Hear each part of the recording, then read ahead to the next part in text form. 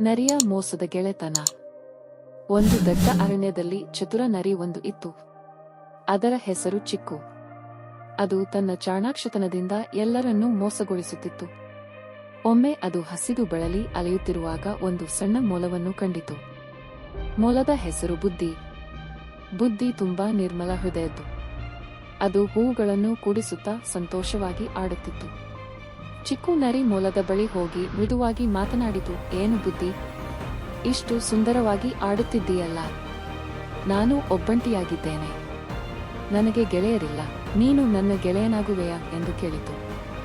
ಬುದ್ಧಿ ಮೊಲ ಮೊದಲು ಸ್ವಲ್ಪ ಹೆದರಿತು. ಆದರೆ ನರಿಯ ಮೃದು ಮಾತುಗಳಿಗೆ ಮರುಳಾಯಿತು.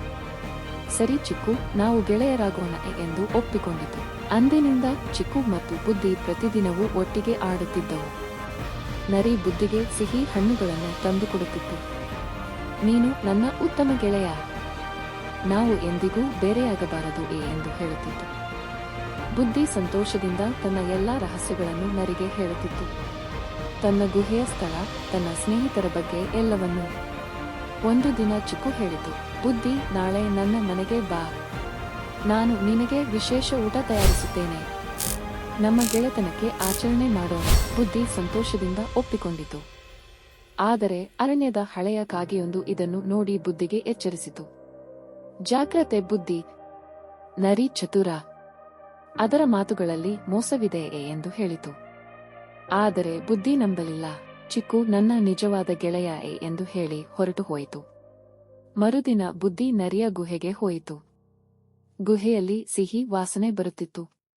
ಚಿಕ್ಕು ಬುದ್ಧಿಯನ್ನು ಆತ್ಮೀಯವಾಗಿ ಸ್ವಾಗತಿಸಿ ಒಳಗೆ ಕರೆದುಕೊಂಡಿತು. ನೋಡು ಬುದ್ಧಿ, ನಾನು ನಿನಗಾಗಿ ತುಂಬಾ ಪ್ರೀತಿಯಿಂದ ಊಟ ತಯಾರಿಸಿದ್ದೇನೆ ಎಂದು ಹೇಳಿ ಬುದ್ಧಿಯನ್ನು ಒಂದು ದೊಡ್ಡ ತಟ್ಟೆಯ ಬಳಿ ಕೂರಿಸಿತು. ಆದರೆ ತಟ್ಟೆಯಲ್ಲಿ ಏನೂ ಇರಲಿಲ್ಲ. ಬದಲಿಗೆ ಚಿಕ್ಕು ತನ್ನ ಬಾಯನ್ನು ತೆರೆದು ಬುದ್ಧಿಯ ಮೇಲೆ ಹಾರಿತು. ಬುದ್ಧಿ ಭಯದಿಂದ ಕೂಗಿತು, ಚಿಕ್ಕು, ನೀನು ನನ್ನ ಗೆಳೆಯನಲ್ಲವೇ? ನರಿ ನಗುತ್ತಾ ಹೇಳಿತು, ಹೌದು ಗೆಳೆಯ, ನಿನ್ನನ್ನು ತಿನ್ನುವುದೇ ನನ್ನ ಗೆಳೆತನದ ಗುರಿ ಎಂದು ಹೇಳಿ ಬುದ್ಧಿಯನ್ನು ಹಿಡಿಯಲು ಪ್ರಯತ್ನಿಸಿತು. ಬುದ್ಧಿ ತನ್ನ ಬುದ್ಧಿಯನ್ನು ಬಳಸಿ ತಟ್ಟನೆ ಒಂದು ದೊಡ್ಡ ಕಲ್ಲಿನ ಹಿಂದೆ ಓಡಿ ಹೋಯಿತು. ಅಲ್ಲಿ ಒಂದು ಸಣ್ಣ ರಂಧ್ರವಿತ್ತು. ಅದರಲ್ಲಿ ನುಗ್ಗಿ ತಪ್ಪಿಸಿಕೊಂಡಿತು. ಬುದ್ಧಿ ತನ್ನ ಗುಹೆಗೆ ಓಡಿ ಬಂದು ತನ್ನ ತಪ್ಪನ್ನು ಅರ್ಥ ಮಾಡಿಕೊಂಡಿತು. ನರಿಯ ಮೃದು ಮಾತುಗಳು ಮೋಸದ್ದು.